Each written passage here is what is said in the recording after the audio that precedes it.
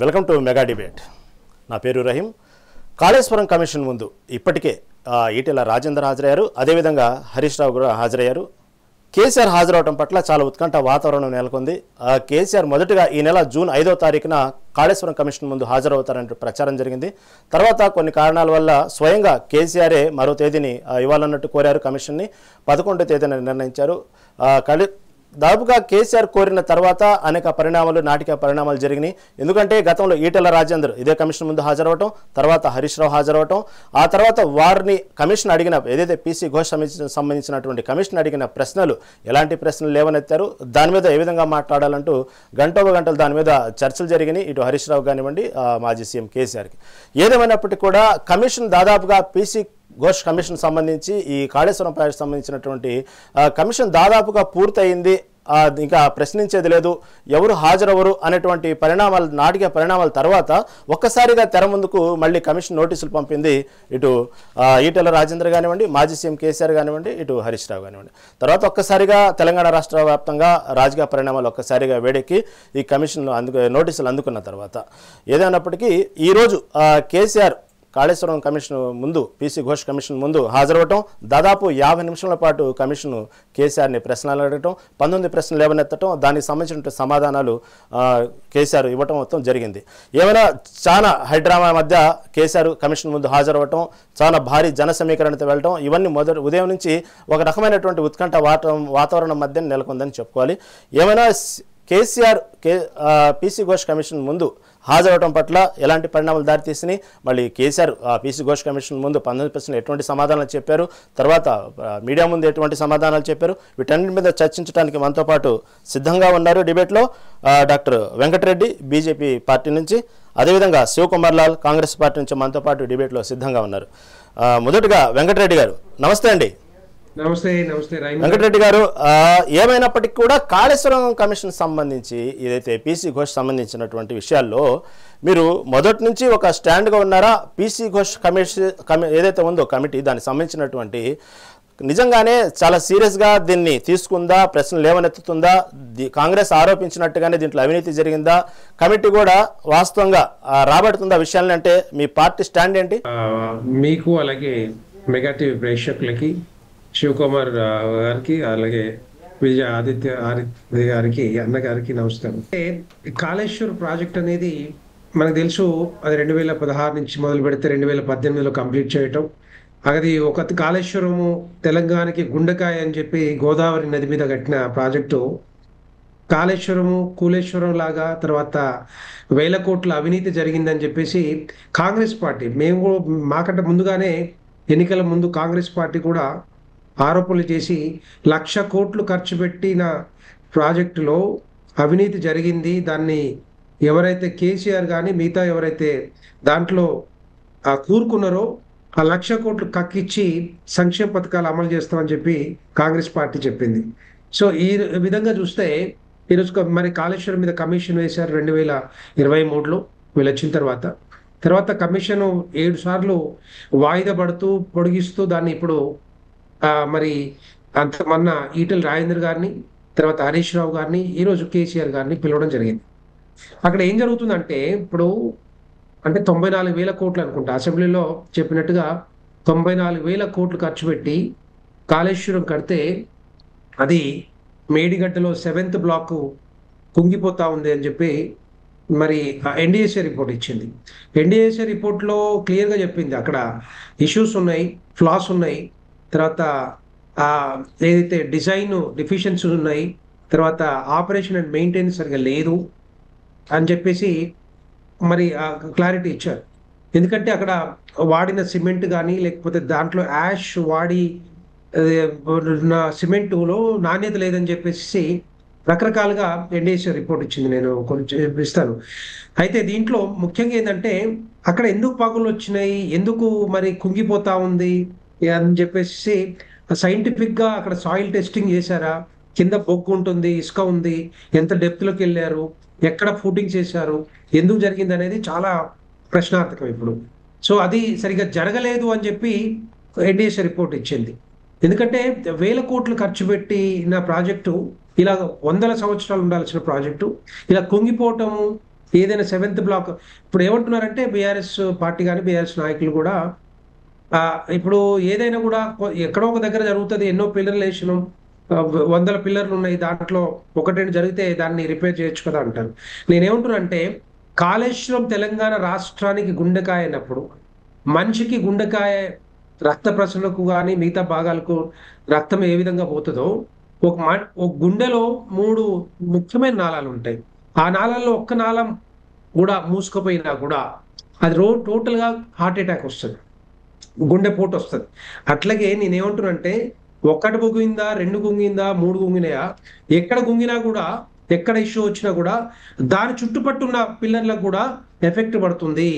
అదంతా కూడా ఏం జరుగుతుందనే అదంతా కూడా మరి రేపు పొద్దున ఇష్యూ వచ్చే అవకాశాలు ఉంటాయని చెప్పేసి దాంతో పాటుగా మరి 46,000 కోట్లు, నేను కూడా 36,000 కోట్లతో స్టార్ట్ అయిన ప్రాజెక్టు ఇప్పుడు పూర్తయితే, ఇంకా ఇప్పుడు ఆన్గోయింగ్ వర్క్స్ ఉన్నాయి అనుకుంటా, అది పూర్తయితే 1,47,000 కోట్ల 1,47,861 కోట్లు ఖర్చు అవుతాయి అని చెప్పి కాగు చెప్పింది. కాగు రిపోర్ట్ ఇచ్చింది 2022లో. కానీ 94,000 కోట్లు ఖర్చు పెట్టామని చెప్పి అసెంబ్లీలో చెప్పారు. సో నేను ఏమంటున్నానంటే ఇన్ని వేల కోట్లు ఖర్చు పెట్టి అది ఎవరి జోబులోకి పోయింది, కాంట్రాక్టర్లు తిన్నారా, ఇంజనీర్లు తిన్నారా, అధికారులు తిన్నారా, ఏ జోబులకు పోయింది అనేది ఈ కాళేశ్వర్ కమిషన్ బయట పెట్టాలి. ఆ రిపోర్ట్ అంతా బయట పెట్టిన తర్వాత ఏ విధంగా ఆ 1,000 కోట్లు కక్కిస్తారనేది కాంగ్రెస్ ప్రభుత్వం చెప్పాలి, ముఖ్యమంత్రి గారు చెప్పాలి. సో ఒకవేళ నిజంగానే దీని మీద యాక్షన్ తీసుకోలేదంటే మిగతా ఏవైతే ప్రాజెక్టులు కానీ ఇప్పుడు రకరకాలుగా ఎలిగేషన్స్ వచ్చినాయి, ఫోన్ ట్యాపింగ్, ఫార్ములా కేసు, విద్యుత్ కమిషను, బొగ్గు స్కామ్, గొర్రెల స్కాము, ఫిష్, రకరకాల స్కామ్లు వచ్చినాయి. ఆ స్కామ్ల మీద ఏదైతే రిపోర్ట్స్ కమిషన్ ఎంక్వైరీ చేసారు, దాని మీద రిపోర్ట్ వచ్చింది విద్యుత్ కమిషన్ మీద, ఎక్కడ కూడా మరి దాని మీద యాక్షన్ తీసుకోలేదు, చర్యలు కూడా లేవు. తర్వాత ఫార్ములా కేసు చర్యలు లేవు. నేనేమంటున్నానంటే ఏ కేసు వచ్చినా, ఏ కేసు రిపోర్ట్ వచ్చినా, ఏం చేసినా కూడా ఇదంతా కూడా తూతు మంత్రంగానే చేస్తున్నట్టు కనబడతా ఉంది. ఇది ఈ కమిషన్లన్నీ కూడా కాలయాపన లాగానే ముందుకు పోతా ఉన్నాయి తప్పితే వాటి మీద చర్యలు ఎక్కడ కూడా కనపడతలేవు, కనపడవు కూడా. రేపొద్దున రిపోర్ట్ వచ్చిన తర్వాత కూడా హరీష్ రావు గారు ఏం చెప్పారు, ఇదంతా కూడా ఇంజనీర్లు చెప్పినట్టునే మేము చేసినాం, ఇంజనీర్లదే బాధ్యత, అధికారులదే బాధ్యత అని వాళ్ళ మీద పెట్టారు. ఇప్పుడు ఈరోజు నాకు తెలిసినంత వరకు కేసీఆర్ గారు కూడా అదే చెప్పుకుంటారు, ఇదంతా కూడా ఇంజనీర్ల బాధ్యత, వాళ్ళే డిజైన్లు ఇచ్చారు, వాళ్ళే మార్చారు, వాళ్ళే మరి ఇంత ఖర్చు ఇది ఎస్కలేషన్ ఇచ్చారు అని చెప్పేసి. Right, welcome back. Kaleshwaram project సంబంధించి పీసీ ఘోష్ కమిటీ ముందు ఈరోజు కేసీఆర్ హాజరవడం పట్ల అనేక తెలంగాణ రాష్ట్ర వ్యాప్తంగా ఉత్కంఠ వాతావరణం నెలకొంది. దానికి సంబంధించినటువంటి డిబేట్లో మనతో ఇప్పుడు కాంగ్రెస్ పార్టీ సంబంధించి శివకుమార్ గారు మనతో మాట్లాడడానికి సిద్ధంగా ఉన్నారు. శివకుమార్ లాల్ గారు నమస్తే అండి. నమస్తే అండి రహీం గారు.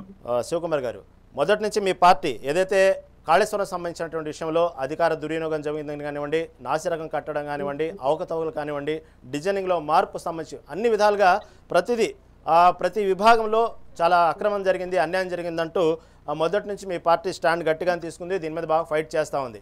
మరి ఏదైతే మీరు కోరుకున్నట్టుగానే ఇటు పక్క మాజీ సీఎం కేసీఆర్ కమిషన్ ముందు, పీసీ ఘోష్ కమిషన్ ముందు హాజరయ్యారు. అదేవిధంగా గతంలో బీఆర్ఎస్లో పార్టీ పనిచేసిన ఈటెల రాజేందర్ హాజరయ్యారు, అప్పట్లో మంత్రిగా ఉన్నటువంటి ఆర్థిక మంత్రి. అదేవిధంగా హరీష్ రావు కూడా హాజరయ్యారు, అప్పట్లో మంత్రిగా పనిచేసిన. ఈ ముగ్గురు హాజరవ్వటం అనేది హాజరవుతారా లేదా తప్పు చేయబోతే హాజరవ్వచ్చు కదా, ఎందుకు తప్పించుకుని తిరుగుతున్నారు అనేక విమర్శల తర్వాత ఎట్టకేలకు కమిషన్ ముందు హాజరయ్యారు. వారు హాజరైన తర్వాత వాళ్ళు కమిషన్ ఎటువంటి ప్రశ్నలు లేవనెత్తింది, వాళ్ళు ఎటువంటి సమాధానాలు చెప్పారు కూడా ఓపెన్గా పబ్లిక్గానే చెప్పేశారు వచ్చి.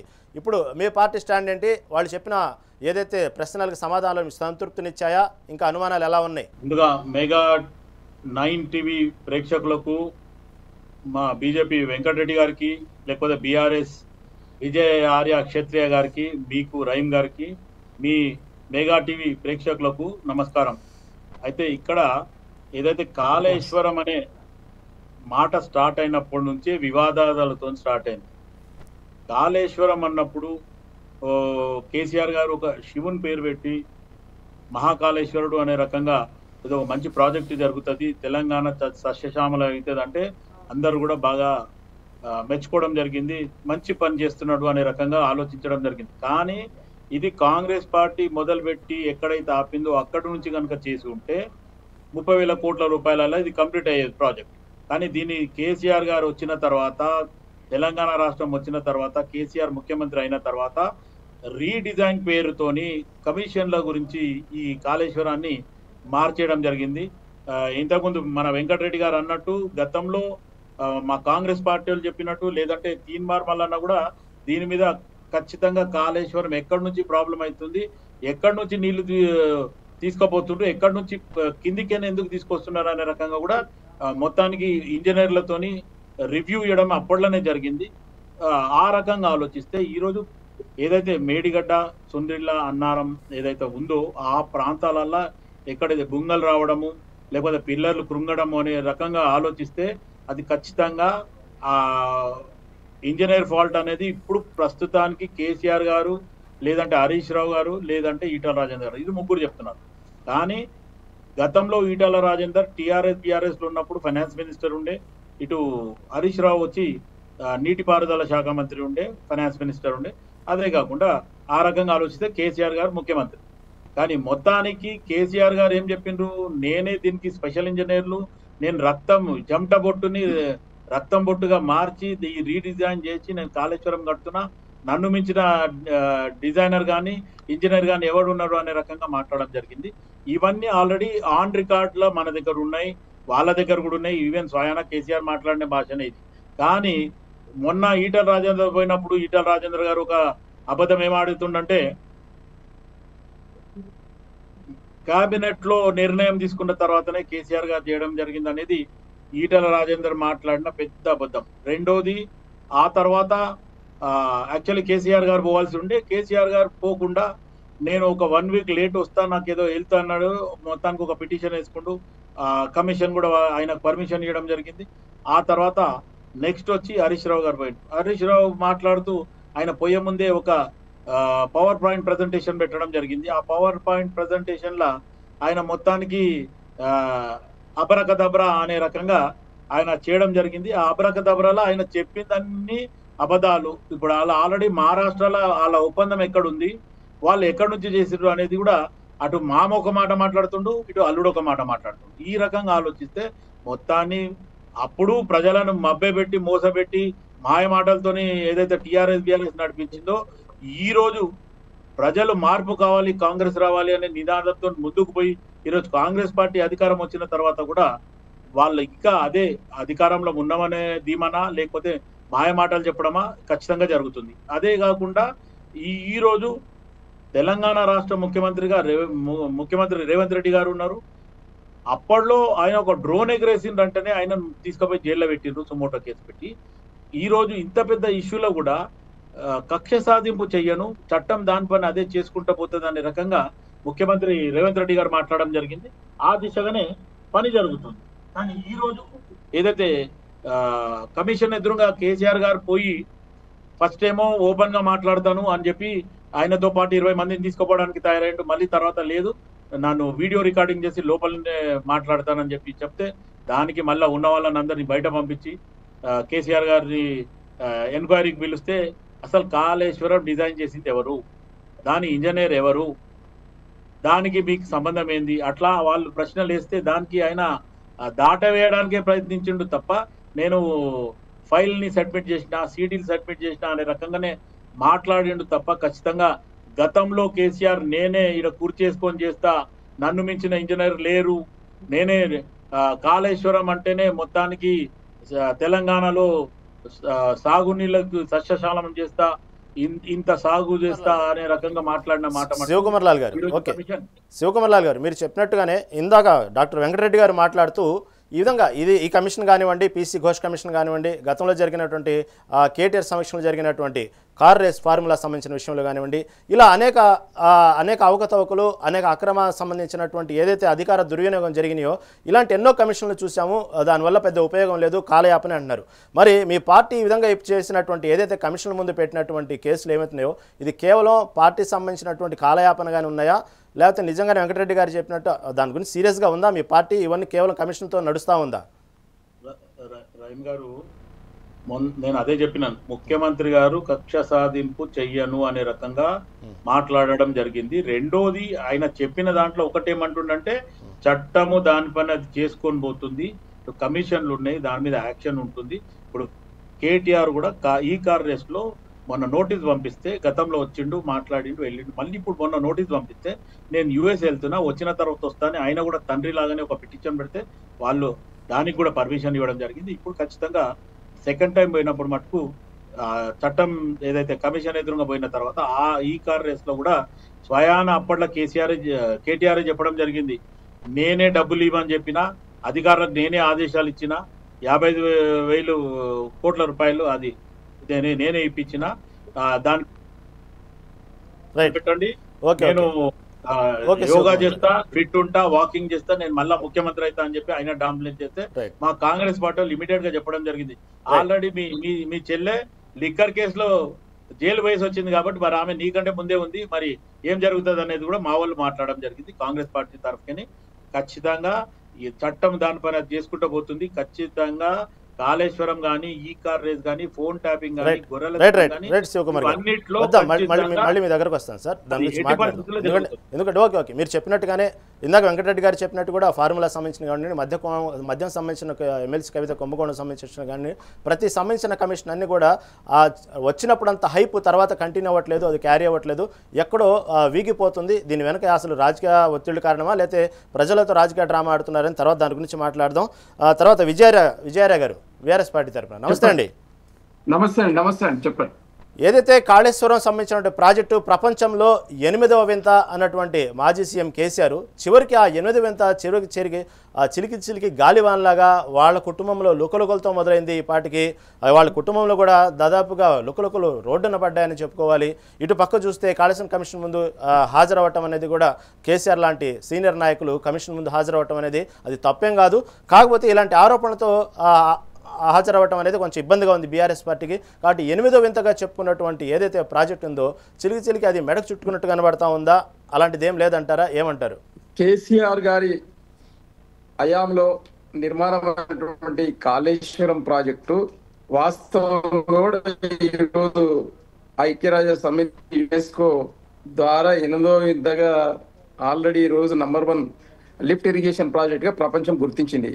దీంట్లో కొత్తదేం లేదు. అయితే ఈరోజు కేసీఆర్ గారి మానస పుత్రిక, తెలంగాణ ప్రజల కోరిక, తెలంగాణ గొంతుక తడిని ఆర్పడానికి గాను పెట్టినటువంటి కాళేశ్వరం ప్రాజెక్టును ఈరోజు మీడియాలలో అలాగే ఇతరత్ర పార్టీలకు సంబంధించిన నాయకులు చాలా చిన్నగా మాట్లాడడం అనేది చాలా బాధాకరం. అంటే తెలంగాణ ప్రజల యొక్క గోస ఆనాడు కూడా నవ్వుల పాలు చేశారు.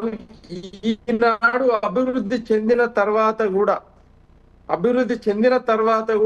అభివృద్ధి కోసం మాట్లాడే పదజాలం కూడా హాస్యాస్పదంగా మాట్లాడడం అనేది ఇది నిజంగా కూడా నిందనీయము, ఇది హర్షదాయకం కాదండి. ఎందుకనంటే ఈరోజు నీటి గోస తెలిసినటువంటి మరి దూరదృష్టి కలిగినటువంటి కేసీఆర్ గారు వచ్చేయన్నీ కూడా ప్రపంచంలో నీటి యుద్ధాలు మాత్రమే మిగిలి ఉన్నాయి.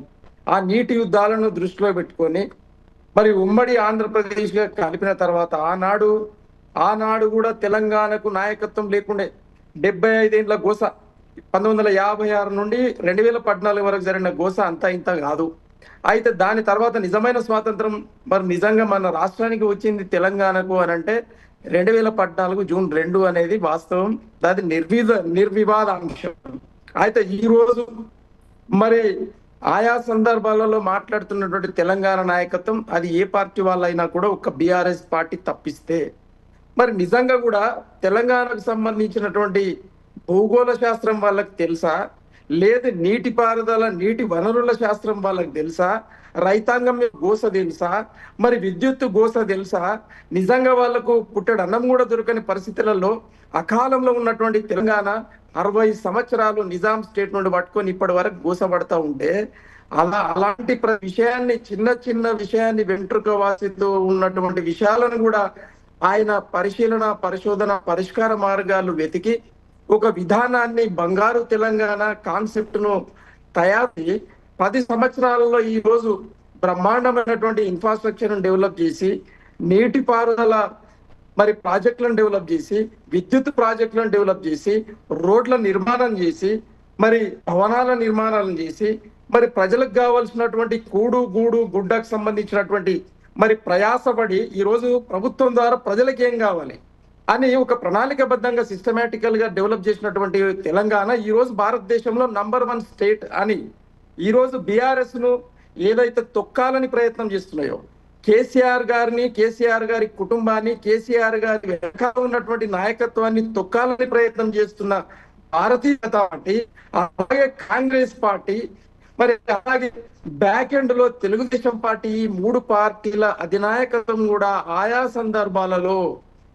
సందర్భాలలో తెలంగాణ #1 స్టేట్ గా ఎదిగింది అని చెప్పినటువంటి చంద్రబాబు నాయుడు గారి మాటలను ఒకసారి దృష్టిలో పెట్టుకోవాలి, మోదీ గారి మాటల్ని దృష్టిలో పెట్టుకోవాలి, మరి కేంద్ర ప్రభుత్వం ఇచ్చినటువంటి బహుమతులను కూడా దృష్టిలో పెట్టుకుంటే మనకు అర్థమవుతుంది. ఈ రోజు దుర్మార్గంగా మరి తెలంగాణ పార్టీ ముసుగులో తెలుగుదేశం చంద్రబాబు నాయుడు గారు పెట్టినటువంటి ముఖ్యమంత్రి రేవంత్ రెడ్డి గారు ఈ రోజు నానా యాతనలకు గురి చేస్తూ ఉన్నాడు తెలంగాణ ప్రజలను, తెలంగాణ ప్రయోజనాలను, కేసీఆర్ గారిని, బీఆర్ఎస్ పార్టీని అధినాయకత్వాన్ని.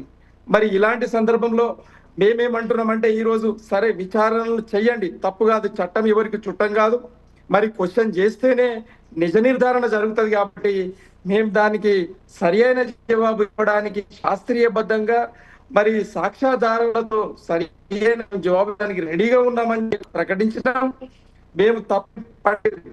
మేము కడిగేలాగా కమిషన్ వేయండి, ఏ సిట్ వేయండి, ఏ ఆరోపణలన్నా చేయండి, కానీ మేము శాస్త్రీయబద్ధంగా, ధర్మబద్ధంగా, న్యాయబద్ధంగా గెలుస్తామనే దమ్ము ధైర్యం మరి నమ్మకం మాకు ఉన్నది. కాబట్టి ఈ రోజు మా నాయకుడు కేసీఆర్ గారు మరి ఈ రోజు మరి కమిషన్ ముందు హాజరై ఎందుకు మరి కాళేశ్వరం రీడిజైన్ చేయాల్సి వచ్చింది, రీ ఇంజనీరింగ్ చేయాల్సి వచ్చింది, ఎందుకు అదనమైనటువంటి బడ్జెట్ ని కేటాయించవచ్చు వచ్చింది అని చెప్పి చారిత్రాత్మకమైనటువంటి హిస్టరీని, భారతదేశంలో ఆయా నదుల మీద జరిగినటువంటి ప్రాజెక్టుల వివరాలు, అలాగే కాళేశ్వరం జరిగినటువంటి వివరాలు, అలాగే ఉమ్మడి ఆంధ్రప్రదేశ్ లో నిజాం స్టేట్ లో జరిగినటువంటి అభివృద్ధి, మరి ఉమ్మడి రాష్ట్రంగా ఏర్పాటైన తర్వాత ఆంధ్రప్రదేశ్ మరి పరిపాలన వచ్చి ఒక్క నిమిషం నా లయ చెప్పండి. మీరు ఇప్పటికీ ఆ కాంగ్రెస్ పార్టీ, బీజేపీ పార్టీ చెప్పినట్టుగానే ఎంతసేపటికి తెలంగాణ సెంటిమెంట్ గురించి లేకపోతే గతంలో జరిగిన ఘనం గురించి చెప్పుకుంటూనే వస్తున్నారు. కానీ అంటే మీరు కాదు, మీ పార్టీ స్టాండ్ చెప్పుకుంటూ వస్తున్నారు. ప్రస్తుతం ఉన్నటువంటి కాళేశ్వరం సంబంధించినటువంటి విషయంలో అవకతవకల గురించి మాట్లాడమంటే దీన్ని తెలంగాణ సంబంధించినటువంటి సెంటిమెంట్ గా రెచ్చగొడుతున్నారు అనేది వాళ్ళ వాదన. దాని గురించి ఎందుకు తెలంగాణ సెంటిమెంట్ రెచ్చగొడుతున్నారు, జరుగుతున్న అవినీతి మీద, కాళేశ్వరం మీద జరిగినటువంటి అవినీతి మీద ఎందుకు వైట్ వాష్ గా బయటకు రాలేకపోతున్నారు అనే దాని గురించి తర్వాత మాట్లాడతాం. మీ దగ్గరకు మళ్ళీ వస్తానండి వెంకటరెడ్డి గారు, మాట్లాడతాం విజయ్ గారు, మీ దగ్గరకు వస్తానండి మళ్ళీ వెంకటరెడ్డి గారు, విజయ్ గారు మళ్ళీ వస్తానండి వెంకటరెడ్డి గారు. ఓకే కంటిన్యూ అండి,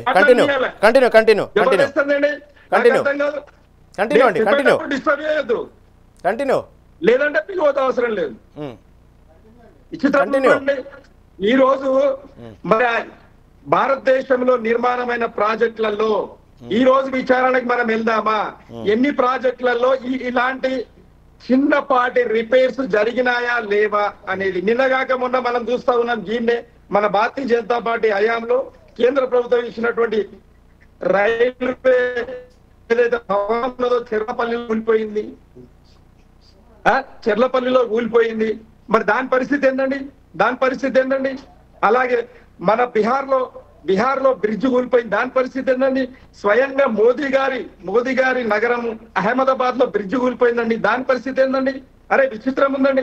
అది ఎప్పుడైనా కూడా నిర్మాణంలో జరిగేటటువంటి పొరపాట్లు ఆయా శాఖలకు సంబంధించి ఉంటది. అబ్జర్వేషన్ ప్రధానమంత్రిది, మంత్రులది, ముఖ్యమంత్రిది, మంత్రులది ఉన్న మాట వాస్తవమే, ఇది తప్పు కాదు.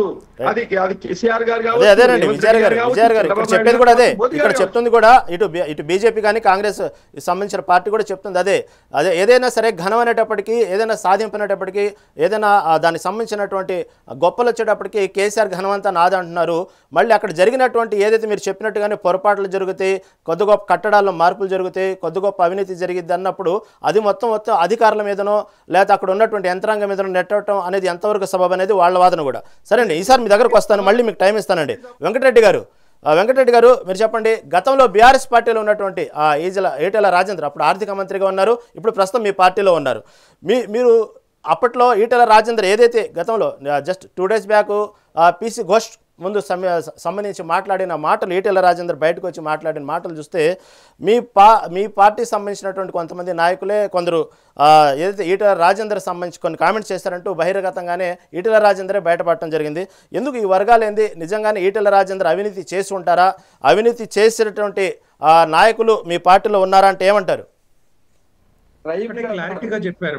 మొన్న ఏదైతే కమిషన్ కి మాజీ మంత్రి వర్యులు ఈటెల రాజేందర్ గారు మెంబర్ ఆఫ్ పార్లమెంట్ ఎవరైతే హాజరయ్యారో క్లియర్ గా చెప్పారు. ఏం చెప్పారు? ఇప్పుడు అది ఆ రోజు డిజైన్ మార్పులు కానీ లేకపోతే ప్రాణహిత చేవల నుంచి లొకేషన్ మార్పులు కానీ ఇవన్నీ కూడా ఎక్స్పర్ట్ కమిటీ, సైంటిఫిక్ కమిటీ, తర్వాత సబ్ కమిటీ ఏదైతే క్యాబినెట్ సబ్ కమిటీ వేశారో ఆ క్యాబినెట్ సబ్ కమిటీలు ఎవరెవరు ఉన్నారు? హరీష్ రావు గారు ఉన్నారు, తుమ్మల నాగేశ్వరరావు గారు ఉన్నారు, తర్వాత ఈటెల రాజేందర్ గారు ఉన్నారు. ఒకటే క్లియర్ గా చెప్పారు. కాళేశ్వరం మీద ఒక కమిషన్ వేశారు, కార్పొరేషన్ వేశారు. ఆ కార్పొరేషన్ ఎక్కడ దేని కింద పనిచేస్తుంది అంటే ఇరిగేషన్ డిపార్ట్మెంట్ కింద పనిచేస్తుంది.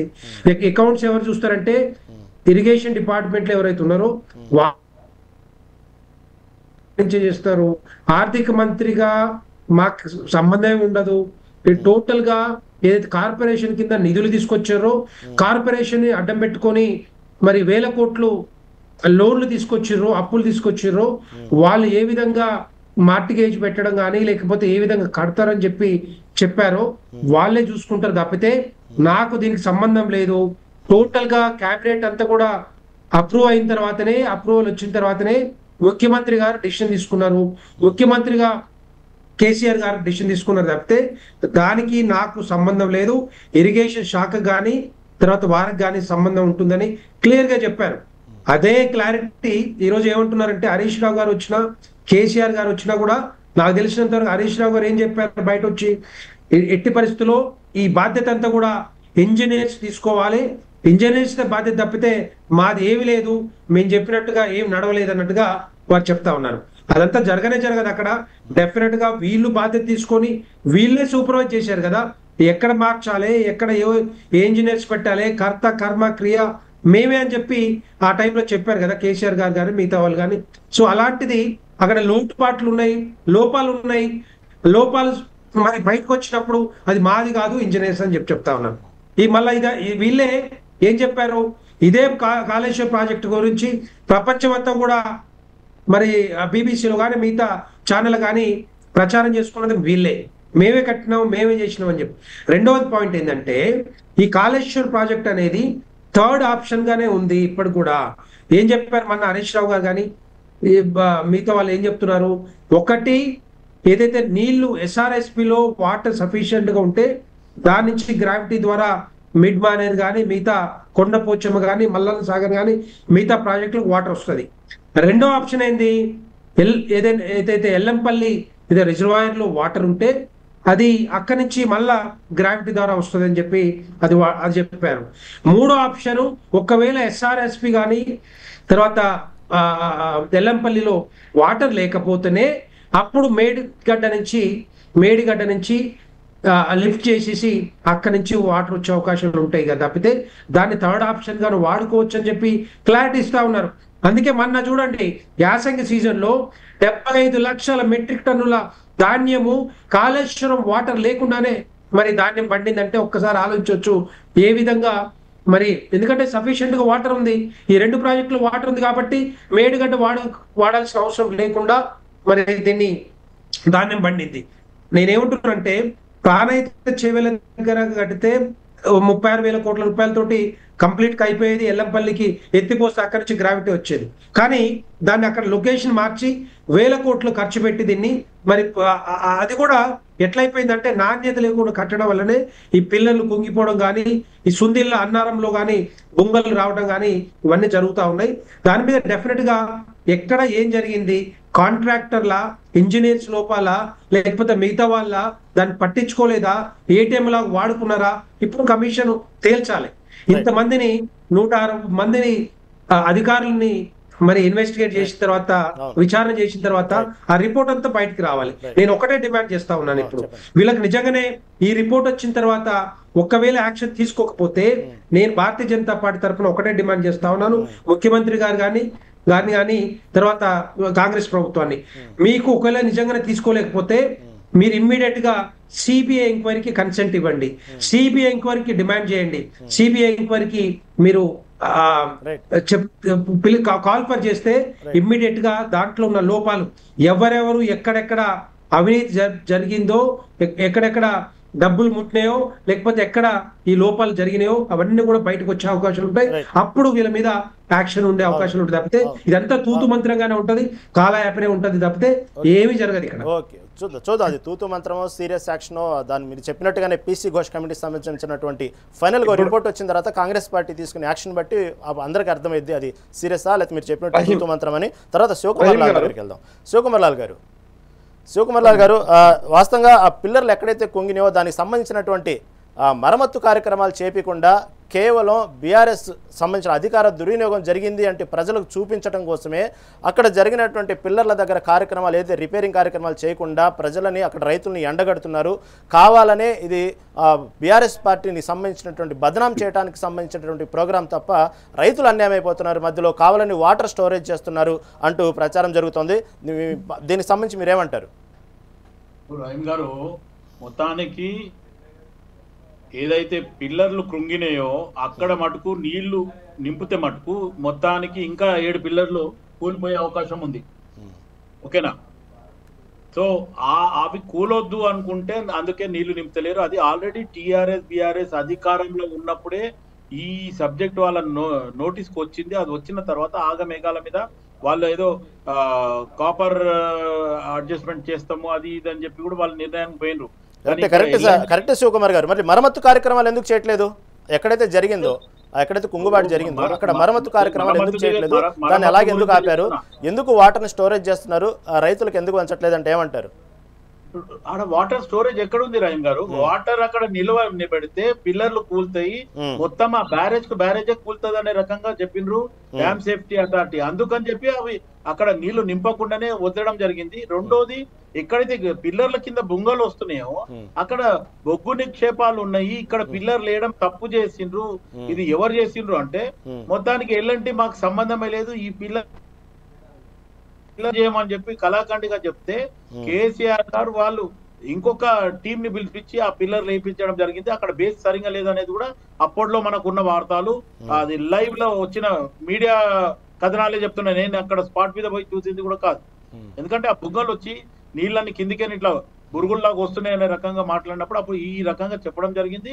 ఖచ్చితంగా అయితే దాని విషయంలోనే ఈ రోజు ఏదైతే డ్యామ్ సేఫ్టీ అథారిటీ ప్లస్ ఆ ఇంజనీరింగ్ ఎక్స్పర్ట్ కమిటీ వచ్చి ఏదైతే ఎంక్వైరీ చేస్తుందో దాని రిపోర్ట్ వచ్చిన తర్వాత ఇప్పుడు ఏదైతే కమిషన్ ముందు వీళ్ళు హాజరవుతుండ్రు అంటే అక్కడ నష్టం జరిగింది. రేపు అది ఇప్పుడు వేరే డిబేట్ లో ఇంతకు ముందు ఒక రకంగా మాట్లాడుతూ ఒక అనలిస్ట్ ఓపెన్ గా చెప్పడం జరిగింది.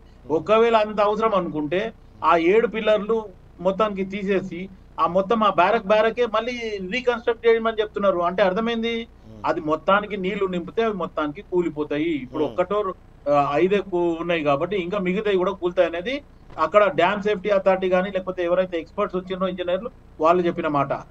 ఇది కాంగ్రెస్ పార్టీ చెప్పిందో లేకపోతే ఇంకెవరో చెప్పిందో కాదు. ఈ రోజు కాంగ్రెస్ పార్టీ ప్రజలకు ఏదైతే హామీ ఇచ్చిందో ఆ రకంగానే కాళేశ్వరం మొదటి నుంచి ఇది కూలేశ్వరం అయింది అనేది చెప్పడం జరిగింది.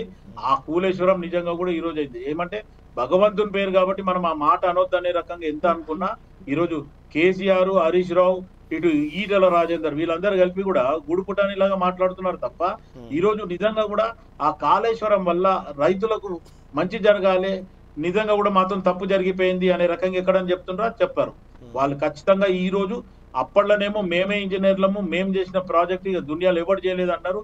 కిందికెని కాళ్ళ నుంచి గంగమ్మని పైకి తీసుకొచ్చి తలకు పోస్తున్నారు అనే రకంగా కూడా మాట్లాడిండ్రు. ఈ రోజు బాహుబలి మోటార్స్ రిపేర్ చేయలేని పరిస్థితిలో ఇప్పుడు ఆల్మోస్ట్ ఆల్ కాంగ్రెస్ పార్టీ వచ్చి 18 నెలలు అవుతుంది. అంతకుముందు 6 నెలలు ఏడాది ముందు అది మొత్తానికి బాహుబలి మోటార్స్ కూడా లోపాలున్నాయి, అవి ఇప్పటి వరకు కూడా రిపేర్ కావాలి. అంటే వీళ్ళు చెప్పేది చాలా గొప్పగా చెప్పిండ్రు, గొప్పగా చేసిండ్రు. ఇప్పుడు ఇంతకుముందు వెంకటరెడ్డి గారు చెప్పినట్టు ఏమంటావు బీసీసీ న్యూస్ లో చెప్పిండ్రు అంటుడు బీబీసీలా. నేను ఇంకొక మాట చెప్తా, డిస్కవరీ ఛానల్లా వీళ్ళు దాన్ని అడ్వర్టైజ్మెంట్ చేసుకుంటారు. డిస్కవరీలో అడ్వర్టైజ్ చేసుకుంటే డిస్కవరీ ఛానల్లో ఈ రోజు కాళేశ్వరం గురించి లేదు, ఇమీడియట్ గా డిలీట్ చేసేసిండ్రు. అంటే కాళేశ్వరం ఏదైతే మాకు డిస్కవరీలో మేము చూపించింది తప్పు అనేది వాళ్ళకి నిర్ధారణ అయింది కాబట్టి ఖచ్చితంగా వాళ్ళు ఇమీడియట్ గా డిస్కవరీ ఛానళ్ళకి కాళేశ్వరం గురించి తీసేసారు. మీరు కావాలిస్తే ఇప్పుడు మన లైవ్ లో కూడా మీరు మాట్లాడితే యూట్యూబ్ లో కొట్టి డిస్కవరీలో కాళేశ్వరం గురించి ఉందా చూడండి. సరే మాట్లాడదాం, దాని గురించి మాట్లాడదాం. విజయ్ గారు ఏదైతే ఆ ప్లానింగ్ ఉందో, కాళేశ్వరం డిజైనింగ్ ఉందో, నేనే ఇంజనీరు, నా మేధస్సుతోనే ఈ విధంగా జరిగింది అనేటువంటి చెప్పుకున్నటువంటి కేసీఆర్ నీటి నిల్వల మీద మాత్రం నాకు సంబంధం లేదు, అది ఇంజనీరింగ్ సంబంధించినట్టు చెప్పుకోవటం అది ఎంతవరకు కరెక్ట్ అంటారు? దాని గురించి నీటి నిల్వల మీద నిజంగానే సీఎం కేసీఆర్ సంబంధం ఉండదా? అదేవిధంగా ఈటెల రాజేందర్ సంబంధించినటువంటి ఏదైతే కమిషన్ ముందు జరిగినప్పుడు కొన్ని విషయాల్లో కేసీఆర్ కనుసన్నలోనే నడిచినాయి, నేను కేవలం ఆర్థిక మంత్రిగా ఉన్నాను కానీ దానికి సంబంధించినటువంటి స్పెషల్ కార్పొరేట్ సంబంధించినటువంటి ఒక విభాగం ఉంది, వాళ్లే చూసుకున్నారు, నాకు సంబంధం లేదని చెప్పారు. ఈ విధంగా ఎవరికి వారు అధికారుల మీదనో ఇంజనీర్ల మీద నెట్టేస్తున్నారు. కేసీఆర్ నా మేధస్సుతో నిర్మించినటువంటి కాళేశ్వరం ప్రాజెక్ట్ అని చెప్పుకున్నటువంటి కేసీఆర్ నీటి నిల్వలు కూడా నాకు సంబంధం లేదని చెప్పుకోవటం దీన్ని ఎలా చూడాలి? పంచాయతల్లా కాళేశ్వరం ప్రాజెక్టుకు వచ్చిన నష్టం లేదు. పంచాయతీ ఏంది అంటే క్రెడిట్ గోస్ టు పంచాయతీ. ఇది వాస్తవంగా దీంట్లో తేలేది ఏం లేదండి, తేలేది ఏం లేదు. మీరు చూడండి భవిష్యత్తులో ఎలాంటి అవినీతి తేలబోదు. ఎందుకు తేలబోదు అంటే అవినీతి జరగలేదు, కానీ క్రెడిట్ గోస్ టు అనే దాని పంచాయతీ కాబట్టి 2023 ఎన్నికల కంటే ముందు కాళేశ్వరం ఒక చిన్న పొరపాటు, అంటే ఇంజనీరింగ్ పొరపాటు. ఏం ఇంజనీరింగ్? నిర్మాణం పొరపాటు. నిర్మాణంలో ఒక చిన్న కుంగుబాటును భూతద్దంలో చూపెట్టి కాళేశ్వరం కూలేశ్వరం అయిపోయిందని చెప్పేసి దుష్ప్రచారం చేసి ఈ రోజు భారతీయ జనతా పార్టీ ఓట్లు దండుకుంది, అలాగే కాంగ్రెస్ పార్టీ ఓట్లు దండుకుంది. రెండు కూడా ప్రభుత్వాలను అక్కడ కేంద్ర ప్రభుత్వంలో రాష్ట్ర ప్రభుత్వాలు వీళ్ళు నిర్మాణం చేసుకున్నారు, పరిపాలనలో ఉన్నారు. మేమేమంటున్నామంటే క్రెడిట్ గోస్ టు అనే పంచాయతీని జరసేపటి పక్కకు పెట్టి రైతుల గోసను వినండి, రైతులను పట్టించుకోండి, పొలాలకు నీళ్లు వదలండి. అది డ్యామ్ కమ్ బ్రిడ్జ్, అది డ్యామ్ కమ్ బ్రిడ్జ్. దాన్ని ఈ ఇంజనీర్లు ఎక్కడైతే ఒకవేళ పొరపాటు జరిగితే ఆ పిల్లర్ ను తీసి మళ్ళీ పిల్లర్ ను కూర్చునే పెట్టే వ్యవస్థ కూడా కొత్త వ్యవస్థలో నిర్మాణ క్రమంలో కన్స్ట్రక్షన్ లో ఉందండి. అది అండర్ గ్యారంటీ బ్రిడ్జ్. అది అండర్ గ్యారంటీ బ్రిడ్జ్ అంటే ఏంది? ఒకవేళ ఆ డబ్బు ఏదైతే కాంట్రాక్ట్ సంస్థ తీసుకున్నదో అది 5 సంవత్సరాల లోపు ఏమన్నా బ్రిడ్జికి ఏమన్నా అయితే ఖచ్చితంగా రిపేరు తన సొంత డబ్బులు పెట్టుకొని చేస్తుంది, కానీ ప్రభుత్వానికి సంబంధం లేదు. ఇది వాస్తవం. మరి ఈ రోజు మీరు ఇంతకు ముందు మన పాల్ గారు మాట్లాడుతూ, శివలాల్ గారు మాట్లాడుతూ అసలు అది ఇంకా మీరు కూడా క్వశ్చన్ వేసి ఏంది రిపేర్ చేయట్లేదని. ఆల్రెడీ రిపేర్ అయిపోయిందండి. పోయిన సంవత్సరమే లార్సన్ అండ్ టూబ్రో వాళ్ళు ఏది లిడార్ వ్యవస్థను పెట్టి సర్వే చేసి ఎన్ని కుంగుబాటు అయినాయి, ఏం జరిగింది అని చెప్పి. అంటే ఆనాడు కాపర్ డ్యాము శకలాలు ఈ పియర్స్ కిందికి 7వ బ్లాక్ లో ఉన్నటువంటి 19-20 పియర్స్ కిందికి చొచ్చుకుపోయి బొర్రెలు అయినాయి. ఆ భూమిలో ఉన్నటువంటి ఆ బొర్రెలను కాంక్రీట్ ద్వారా పూడ్చడం జరిగింది. రిపేర్డ్ అంటే రిపేర్ అయిపోయింది, నీళ్లు వదలొచ్చు అని చెప్పి లార్సన్ అండ్ టూబ్రో సంస్థ చెప్తే ఎన్ఎస్డిఏ కూడా వచ్చి మళ్ళీ రీసెర్చ్ చేసి ఈ డ్యాము ఇంకొన్ని రోజులు ఆపాలనా ఉంచాలనా అని అంటే అప్పుడు వర్షాకాలం ఉండింది కాబట్టి వర్షాకాలం అయిన తర్వాత మళ్ళీ ఆ గేట్ పెట్టేసేసి నీళ్లు వదలొచ్చు అని చెప్పి ఎన్ఎస్డిఏ చెప్తే ఈ రోజు ఒకవేళ నిజంగానే నీళ్లు వదిలితే ఇది మళ్ళీ కూడా కేసీఆర్ క్రెడిట్ పోతుంది, మేము అబద్ధాలు చెప్పి ఓట్లు వేయించుకున్నామనే ఒక అపవాదం మా మీద వస్తుంది, రేపు పొద్దుగాల భవిష్యత్తు ఉండదని చెప్పి ఇక కాళేశ్వరం కూలిపోయిందంటే మేమేమంటున్నామంటే నిన్నగాక మొన్న ముఖ్యమంత్రి గారు పోయి ఏది రిబన్ కటింగ్ చేసి వచ్చిండండి అన్నప్పుడు ఒకవేళ నిజంగా కాళేశ్వరమే నిజంగానే పాడైపోయింది అని అంటే దాని కింద ఉన్నటువంటి రిజర్వాయర్ కు నీవు రిబన్ కటింగ్ ఎట్లా చేసి వస్తావు? మీ మంత్రులు పోయిన సంవత్సరం ఎట్లా చేసి వస్తారు? అరే ఇది విచిత్రం అండి. అంటే కాళేశ్వరం బాగానే ఉంది, నీటిపారుదల బాగానే ఉంది, కానీ క్రెడిట్ గోస్ టు అనే దగ్గర ఈ పంచాయతీ వచ్చి పడ్డది. మీరు ఒక్క న్యాయాన్ని మీరు పరిశీలన చేయండి రహీం గారు. ఈ రోజు పోలవరం కింద ఇదే కాపర్ శకలాల ద్వారా ఒక బ్రిడ్జ్ పడిపోయింది, 700 కోట్లు నష్టమైందండి. దాని గురించి ఎవడు పట్టించుకోడు. 700 కోట్లకు 1500 కోట్లు ఈ రోజు కేంద్ర ప్రభుత్వం శాంక్షన్ చేసిందండి. దాని గురించి ఎవరు పట్టించుకోరు. కానీ ఒక చిన్న పొరపాటు జరిగినందుకు భూతద్దంలో చూసి మొత్తం కేసీఆర్ గారిని ఏది బీఆర్ఎస్ పార్టీని ఏంది నామరూపాలు లేకుండా చేయాలి, ఈ ప్రజల మనసులలో దాగి ఉన్నట్టు ఆయన మీద ఉన్నటువంటి గౌరవాన్ని, ప్రేమను, భక్తిని తీసేయాలనే ఏకైక Right. లక్ష్యంతో Right. ఈ Telugu Desam party, BJP Right. Party, Congress party ఈ ముగ్గురికి కూడా వంత వాడుతున్నటువంటి రేవంత్ రెడ్డి గారిని అడ్డం పెట్టుకొని, ముఖ్యమంత్రి కుర్చీని అడ్డం పెట్టుకొని మా మీద దుష్ప్రచారం చేస్తూ ఈ కమిషన్లు, ఈ సీట్లు, ఈ విచారణలు చేస్తూ నానా ఇబ్బందులకు పాలు చేస్తా ఉన్నారు. అది ప్రజలకు ఇప్పుడు అర్థమైపోయింది. Right. 15 నెలల కాలంలో 420 హామీలు ఇచ్చి హామీలు నెరవేర్చలేనటువంటి దద్దమ్మ ప్రభుత్వం ఈ రోజు డైవర్షన్ పాలిటిక్స్ లో భాగంగా ఈ విచారణలతో టైం పాస్ చేసి ప్రజలకు హాని చేస్తా ఉన్నది. ఒక తెలంగాణ నిర్మాతను శర పెడతా ఉన్నది. ఏ 1 పాయింట్ అంటే నేను ఏమంటున్నా, ఇప్పుడున్న ఇద్దరు పెద్దల గురించి నేను మాట్లాడతా. వీళ్ళు నిజంగా తెలంగాణ బిడ్డలైతే శాస్త్రీయబద్ధంగా ఆలోచన చేయాలి. మరి విద్యాసాగర్ రావు గారు ఆనాడు తెలంగాణ బిడ్డ కాబట్టి కాళేశ్వరం నిర్మాణం కావాలని ఆనాడు ఉన్నటువంటి ముఖ్యమంత్రిని బతింలాడి అన్ని చేసి కాళేశ్వరానికి సంతకం పెట్టించిండండి. ఎవరు? విద్యాసాగర్ రావు గారు, భారతీయ జనతా పార్టీకి సంబంధించినటువంటి గవర్నర్ మహారాష్ట్ర. ఇది మరి వెంకటరెడ్డి గారికి తెలియదా? వెంకటరెడ్డి గారికి అంటే నా తెలంగాణ బాగుపడాలి, నా ఇల్లు బాగుపడాలి, నా ప్రజలు బాగుపడాలనే ఏకైక లక్ష్యంతో కేసీఆర్ గారు ఉంటే ఈ రోజు ఒక మంచి పని చేస్తే శబాషి ఇవ్వాల్సింది పోయి ఓట్ల కోసం అన్యాయంగా ఈ విధంగా దుష్ప్రచారానికి పాల్పడితే ప్రజలకు అర్థమైతా ఉన్నది వీళ్ళు నిజంగానే కాళేశ్వరం బాగానే ఉన్నది.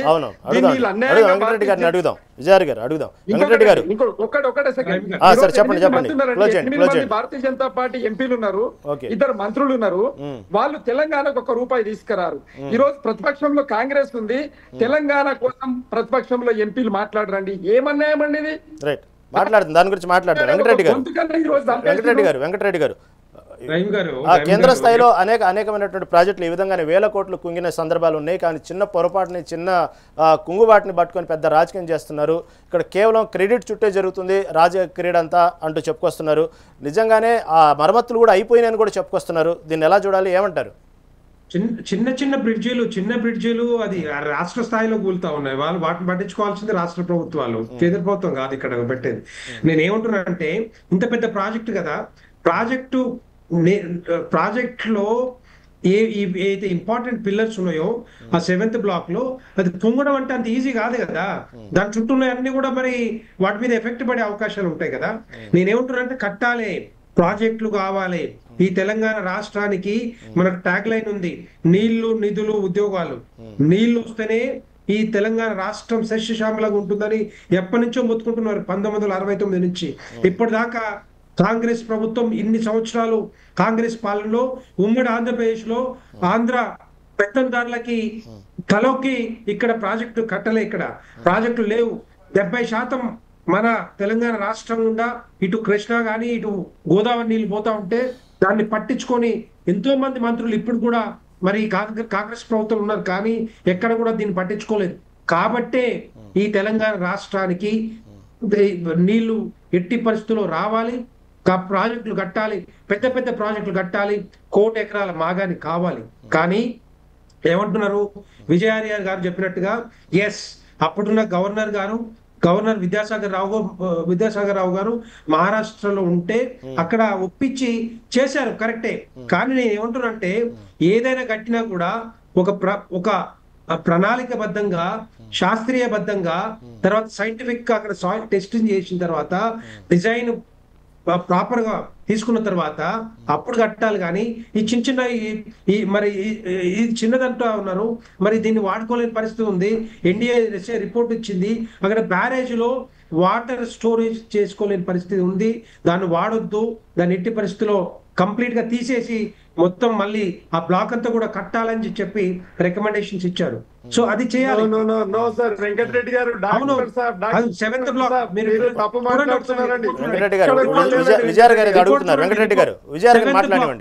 బ్లాక్ దాన్ని తీసేయాలి. ఎందుకంటే ఇప్పుడు దాని చుట్టూ ఉన్నాయన్నీ కూడా ఎఫెక్ట్ పడుతుంది కదా, అది ఒక్కటి కాదు కదా, దాని చుట్టూ ఉన్నాయన్నీ కూడా ఆ 7th బ్లాక్ ఏదైతుందో విజయార్ గారు ఏదో అడుగుతున్నారు మిమ్మల్ని. విజయార్ గారు అడగండి, విజయార్ గారు మీరు అడగండి, మీరు కంటిన్యూ చేయండి. వెంకటరెడ్డి గారు, భారతీయ జనతా పార్టీ హయాంలో ఈ రోజు నిన్నగాక మొన్న ఒక ఎత్తైన, ప్రపంచంలో ఎత్తైన చినాబ్ నది మీద ఉన్నటువంటి ఒక రైల్వే బ్రిడ్జిని కట్టిందండి కాశ్మీర్ లో.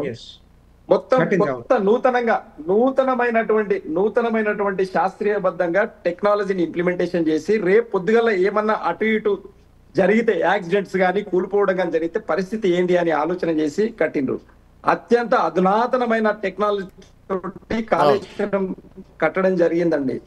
కాబట్టి దయచేసి అది ఒక చిన్న ఇష్యూను ఇంత పెద్దగా చేసి ఈ రోజు ఒక ఏమంటారు డ్రామా ఆడుతా ఉన్నారే తప్పిస్తే వాస్తవంగా దాంట్లో జరిగింది ఏమీ లేదండి. అవినీతి విషయం బయటపడాలి, అందుకే కమిషన్ వేశారు కదా. ఈ డ్రామాలు నిజంగానే ఎవరు బయటపడాలి కదా. ఎవరు చెప్పాలి? మీరు కాదు చెప్పేది, కమిషన్ చెప్పాలి. కమిషన్ చెప్పాలి, కమిషన్ రిపోర్ట్ ఇవ్వాలి. రిపోర్ట్ ఇచ్చిన తర్వాత ఎవరెవరు డ్రామాలు ఆడుతున్నారు, ఎవరెవరు ఎక్కడ కక్కిస్తా అంటున్నారు, ఎక్కడ మరి రాజకీయాలు చేస్తా ఉన్నారు, ఒప్పందాలు చేస్తా ఉన్నారు, ఇవన్నీ కూడా బయటపడాలి.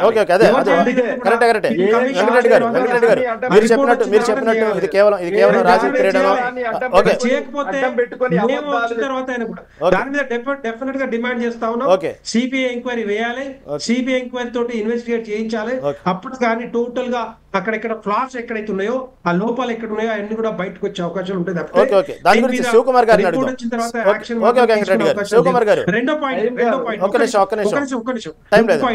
క్యాబినెట్ సబ్ కమిటీలో రహీం గారు, క్యాబినెట్ సబ్ కమిటీలో హరీష్ రావు గారితో పాటుగా ఈటెల రాజేందర్ గారితో పాటుగా తుమ్మల నాగేశ్వరరావు గారు కూడా ఉన్నారు. ఆయనను ఎందుకు పిలవలేదు? ఈ కమిషన్ ఆయనకి నోటీసులు ఎందుకు ఇవ్వలేదు? ఆయన ఎందుకు అటెండ్ అవ్వడు?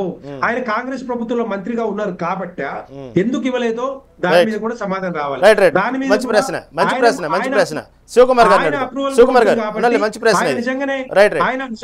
ఆయన మీద కూడా యాక్షన్ తీసుకోవాలా లేదా? ఆయన అప్రూవల్ ఉందా లేదా? టోటల్ కమిటీలో కేబినెట్ లో ఆయన కూడా ఉన్నారు కాబట్టి మరి ఆయన ఏ విధంగా చివరిగా శివకుమార్ గారు టైం లేదు, మీరు చెప్పండి. శివకుమార్ గారు విజయారాయ్ గారు ఒక్క నిమిషం ఆగండి. శివకుమార్ గారిని చివరిగా ఒక్క నిమిషం అవకాశం ఉంది. శివకుమార్ గారు చెప్పండి. ఒకవేళ శివకుమార్ గారు ఒక్క నిమిషం, విజయారాయ్ గారు సరే శివకుమార్ గారు, ఒకవేళ పీసీ ఘోష్ కమిటీ సంబంధించిన రిపోర్టు సక్రమంగా అంటే మీరు వేసినటువంటి విధంగా అనుకూలంగా మీకు రాకపోతే, నిజంగా మీ అనుమానాలు నివృత్తి కాకపోతే మీరు ముందు ఎటువంటి చర్యలు తీసుకోబోతున్నారు? అటువంటి ఆలోచన ఉందా, లేదా పీసీ ఘోష్ కమిషన్ ముందు మీకు నమ్మకం ఉందా ఆ కమిటీ ముందు? ఇప్పుడు ప్రస్తుతం ఏదైతే కమిషన్ వేసిందో గవర్నమెంట్, ఖచ్చితంగా దాంట్లో ఆధారాలు ఉన్నాయి. అందరినీ రికార్డింగ్ చేయడం జరిగింది. ఆ రికార్డింగ్ అంతా కూడా ఫైల్స్ పెట్టడం జరిగింది. వాళ్ళ వీడియో రికార్డింగ్ కూడా చేయడం జరిగింది. ఇప్పుడు కేసీఆర్ పోయినా, ఈటల రాజేందర్ పోయినా, తర్వాత హరీష్ రావు పోయినా, వీళ్ళు ఎవరు పోయినా వాళ్ళందరికీ కూడా రికార్డింగ్ చేయడం జరిగింది. గతంలో వాళ్ళు మాట్లాడిన మాటలు కూడా మన దగ్గర వీడియో రికార్డింగ్లు ఉన్నాయి. ఈ రోజు కూడా క్యూ న్యూస్ లో తీర్మార్మలన గతంలో కేసీఆర్ గారు మాట్లాడిన వీడియోను కూడా ప్లే చేయడం జరిగింది. రక్తం బొట్టుని, చెమట బొట్టుని రక్తం బొట్టులాగా చేసి నేను నా మేధస్సుకు చెప్పి ఈ రోజు కాళేశ్వరం కట్టినా, నేనే స్పెషల్ ఇంజనీర్, నన్ను మించినోడు ఇవ్వట్లేడు అనేది కేసీఆర్ గారు మాట్లాడారు. ఈ రోజు కమిషన్ ముందు పోయినప్పుడు ఈ మాట ఎందుకు చెప్పలేదు అనేది ఒకటి. ఇప్పుడు